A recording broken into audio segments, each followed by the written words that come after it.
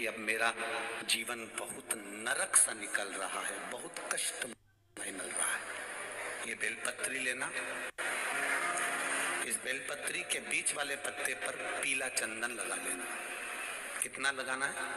बीच वाला जो पत्ता है उस पर पीला चंदन। जब आपको लगे कि मेरा जीवन बहुत कष्टमय है, अब ये रोग, अब ये कष्ट दूर ही नहीं हो रहा, अब ये आए दिन तकलीफ पर तकलीफ बढ़ती जा रही है, आए दिन रोग बीमारी, पैसा घर में बच नहीं रहा, बहुत कष्टमय जीवन है, इसमें लगाओ पीला चंदन बेलपत्री की बीज पत्ती पर। महाराज, और बीज पत्ती पर जब चंदन लग जाए, लगने के बाद में ये दोनों पत्ती पर लाल चंदन लगा लीजिए।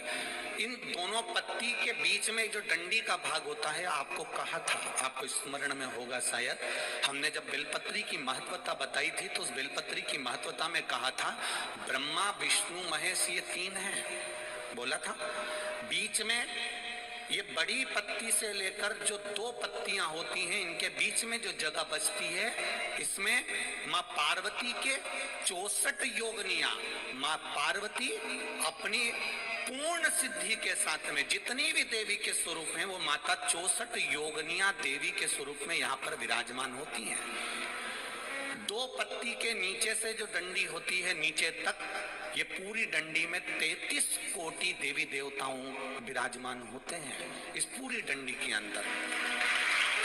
तो ये बीच वाली पत्ती है, ये जो बीच वाली पत्ती का जो भाग होता है, इस पत्ती के भाग में शहद का प्रयोग कर कर, यहाँ पीला चंदन, लाल चंदन, लाल चंदन, शहद का प्रयोग कर कर इसी तरह से पकड़कर ये बेलपत्री की जो डंडी है वो अशुक सुंदरी पर जब आप समर्पित करें तो जहां से जल बहता है उस ओर पर इस पत्ती को चढ़ाकर केवल आपके हृदय की बात कहकर देवाधिदेव महादेव से कोई भी शिव जी का मंत्र, पंचाक्षर नमः शिवाय, षडाक्षर ओम नमः शिवाय, श्री शिवाय नमस्तुभ्यम, या महामृत्युंजय मंत्र, जो शिव का मंत्र हो आपके पास में, उसको बोलते हुए देवाधिदेव महादेव को धीरे धीरे जल की धार चढ़ाना प्रारंभ करो।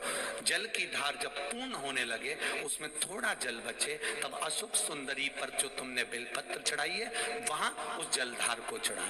ये प्रयोग आपको केवल सोमवार की अष्टमी पढ़ने पर ही करना है। कौन से दिन करेंगे? जम के बोलिए जरा। सोमवार की अष्टमी पढ़ने पर यह प्रयोग करें और जल चढ़ाकर बाबा से विनती कर कर उसी बेलपत्र को वापस उठाकर कहीं जलाशय में या किसी पेड़ के नीचे विसर्जन कर दें और एक लोटा जल वहां भी चढ़ा दें। बस निवेदन कर कर आ जाइए, मेरा बाबा 3 माह के अंदर हाथ जरूर पकड़ेगा और आपको दलदल से बाहर निकाल देगा।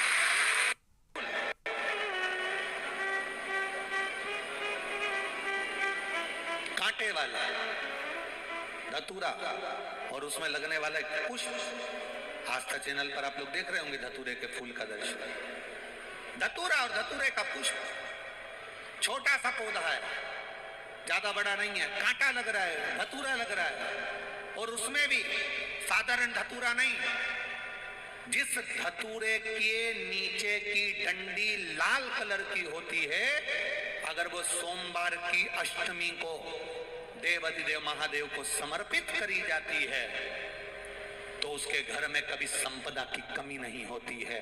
वो धतूरा साधारण नहीं है। धतूरे में भी लाल डंडी, जैसे धतूरा गोल होता है उसके नीचे छोटी सी डंडी, देखा है आप लोगों ने? अरे देखी कि नहीं देखी बोलो? धतूरा देखा है ना?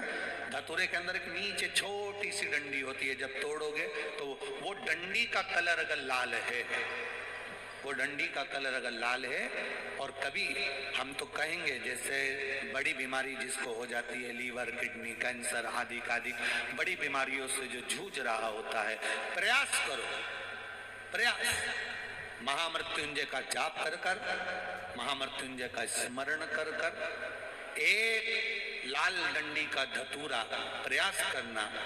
एक धतूरा मिल जाए या 5 धतूरे मिल जाए, किसी भी एकांतेश्वर महादेव पर, जो शिव मंदिर एकांत में हो, जहाँ कोई जाता आता नहीं हो। वैसे तो अब बहुत मुश्किल है कि ऐसा मंदिर मिल जाए जहाँ कोई जाता आता नहीं हो, पहले की बात दूसरी है, अब बात दूसरी है।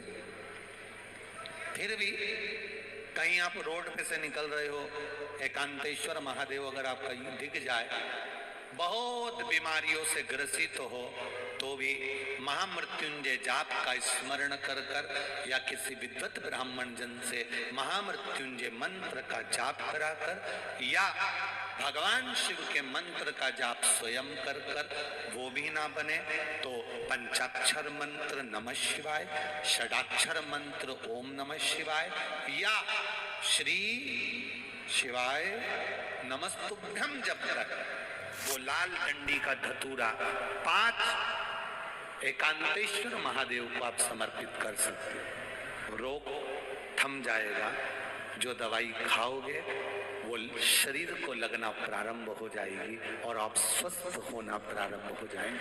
अगर बड़ा रोग है और नहीं हो रहा काम, बहुत दिनों से लगे हो, नहीं हो रहा, हरा मूंग ले जाओ, मूंग के दाने तो रहते हैं घर में, केवल 31 मूंग के दाने लेकर जाइए, 31 चावल के दाने लेकर जाइए और 31 ही बेलपत्र लेकर जाइए। जिस दिन सोमवार की अष्टमी हो, कौन से दिन? सोमवार की अष्टमी हो, उस दिन शंकर जी के मंदिर में जाओ, 3 चीज लेकर जाओ, मूंग के दाने, चावल, बेलपत्र। चावल जो 31 लेकर गए हो, अपनी कामना कर कर शंकर जी की देहली पर रख दो, चौखट पर, कहीं पर भी एकांत में उसको रख दिया गया। मूंग के जो दाने लेकर गए हो 31, वो नंदी के पास में, जो नंदी का पांव ऊंचा रहता है उस पांव के पास रख दीजिए। और जो 31 बेलपत्र लेकर गए हो, वो 31 बेलपत्र अशोक सुंदरी वाली जो जगह है, आपको पहले बताया है कथा में, अशोक सुंदरी जी का स्थान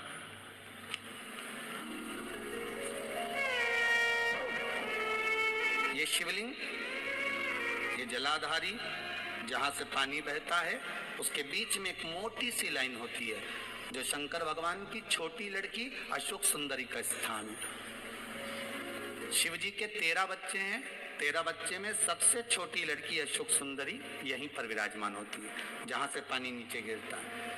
प्रत्येक शिवलिंग के सामने एक मोटी सी लाइन होगी, उस मोटी सी जो लाइन है अशोक सुंदरी, वहां पर जो 31 बेलपत्र लेकर गए हो, अपनी कामना कर कर पीला चंदन, लाल चंदन लगाकर उस पर समर्पित करते जाओ। उसकी डंडी जहां से पानी बहता है उस ओर होना चाहिए। आप निवेदन कर कर देखो, एक सोमवार की अष्टमी पर कर कर देखना, दूसरी सोमवार की अष्टमी आएगी, अपने आप आपका काम हो गया होगा। बाबा से निवेदन तो करो।